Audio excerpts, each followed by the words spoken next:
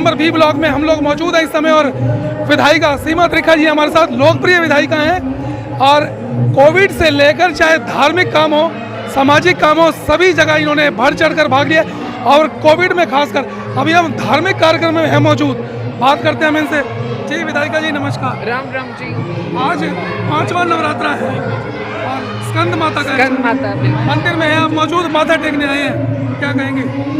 मैं बडकल विधानसभा का हमारा टाउन है, टाउन में 1 नंबर है। यहाँ हनुमान जी का मंदिर है जिसकी सारी सेवा हमारे यहाँ के पूर्व मेयर बड़े भाई आदरणीय अशोक अरोड़ा जी देते हैं। आज उनके माध्यम से यहाँ एक कार्यक्रम रखा गया है धार्मिक, तो आज बहुत सारे लोग यहाँ पर आशीर्वाद लेने पहुँच रहे हैं। जैसा कि नवरात्रे चल रहे हैं और जितनी दुआएं मिले, आशीर्वाद मिले उतना कम है।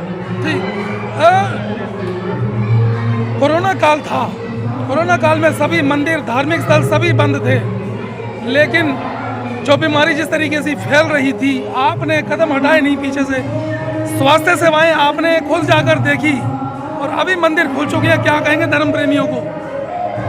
मैं ऐसा मानती हूँ कि भारत पूरी दुनिया में अलग है।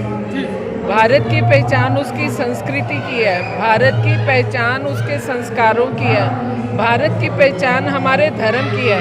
हमारा धर्म सबसे प्राचीनतम धर्म है, सनातन धर्मी कहलाते हैं हम लोग। और हमारे धर्म में सिर्फ सेवा ही शब्द जो है सबसे प्रमुख रूप पे आगे आता है। और अगर मैं बात कहूँ तो किसी भी जगह पर ये शब्द नहीं मिलेगा जो मैं आप बोलने जा रही हूँ। वसुदेव कुटुंबकम, ये भारत की पहचान है। तो पूरे विश्व को हम परिवार के रूप में मानते हैं, ऐसी हमारा धर्म हमें सिखाता है। और जिसको ज़रूरत है उसके लिए मैं कहती हूँ हर आदमी को एक कदम का भी प्रयास होगा, उसका काम बन जाएगा। पहचान की बात करें तो पहचान आपकी भी बहुत अलग है। फरीदाबाद की सबसे ज़्यादा लोकप्रिय विधायक आप ही मानी जाती हैं, क्योंकि हमारे एरिया में काम भी बहुत हुए हैं या दिखाई दे रहे हैं, लेकिन कहीं ना कहीं कुछ कमियां हैं। उस कुछ कमियों के लिए क्या कहेंगे आप? जो हमारे पिछले 2 साल बीते हैं, 2020 और 21, मुझे कहने की आवश्यकता नहीं है, पूरे विश्व भर में कोरोना था जिसकी वजह से हमारे मजदूर भी पलायन कर गए, बहुत सारी चीज़ें डगमगाई, लॉकडाउन रहा, तोड़ के भी हम लोग लगभग 10 महीने के लॉकडाउन हमने काटे। तो ये सारी चीज़ों का डेवलपमेंट पर असर पड़ा। वहीं दूसरी ओर सरकार पर एक अतिरिक्त सेवा एडिशनल बढ़ गई, जिसे मैं कहूँगी कि कोरोना टेस्टिंग का काम हमारा बढ़ गया, बजटिंग उसमें चली गई। फिर उसके बाद में मैं कहूँगी भारत के तमाम साइंसदानों का मैं दिल से आभार प्रकट करती हूँ, नमन करती हूँ कि उन्होंने मोदी जी के नेतृत्व में, क्योंकि बड़े का सहारा हो तो आदमी और रफ्तार तेज रखता है, तो एक ऐसी दवाई इजाद करी जिसको पूरे विश्व भर में बांटा गया। लेकिन बात यह उस दवाई की भी कीमत है और कोरोना वैक्सीन जो है बूस्टर डोज तक हम लोग लगा चुके हैं। फिर अभी तक भी अनाज की स्थिति भी हमारे देश में हमारी हरियाणा सरकार और केंद्र सरकार मिल करके अनाज भी उसी प्रकार से बीपीएल को और एपीएल वालों को भी जिसे आवश्यकता उसे भी बांट रही है। तो थोड़ा सा ये व्यवस्थाओं में हम ज़्यादा लगे, लेकिन अब पुनः जो है विकास की गति रफ्तार पकड़ जाएगी। मैडम, हरियाणा और पंजाब का आजकल एक विवाद छिड़ा हुआ है कि चंडीगढ़ हमारा है, पंजाब ये कहता है कि चंडीगढ़ पे पूरा हक जता दिया गया है। अभी कांग्रेस और भाजपा के कुछ नेताओं ने कहा कि हम एक होकर चंडीगढ़ को अपने हक की लड़ाई लड़ेंगे। आप क्या कहते हैं? देखिए, सबसे बड़ी बात जो है, जब अनडिवाइडेड पंजाब था तब हिमाचल भी उसका हिस्सा था और उस समय जो आपकी जिसे हम कहते हैं सरकार का एक हिस्सा 6 महीने तो हम चंडीगढ़ रखते थे और 6 महीने शिमला से चलाते थे। तो इस प्रकार से आज हिमाचल का भी हक चंडीगढ़ पर पड़ता है और हमारा लोगों का हक भी शिमला पर जाता है। अगर हम इस प्रकार से काम करें तो ये तो हम सबका सामूहिक हक हो गया। दूसरी विषय मैं रखना चाहती हूँ कि जब ये डिवीज़न की बात हुई उसी समय 60-40 की रेशो तय की गई थी। आज भी हमारे पास मात्र 27% है, पंजाब ने हमारे से फालतू ले रखा है, लेकिन इतने तक भी हरियाणा एडजस्ट करता है। लेकिन जब बिल्कुल ही कहेंगे कि हम छीन लेंगे तो भाई साहब फिर हमारी तो सरकार की नीति यही है कि हमने तो कश्मीर के लिए भी यही ऐलान कर दिया गया था कि दूध मांगोगे खीर देंगे, कश्मीर मांगोगे तो चीर देंगे।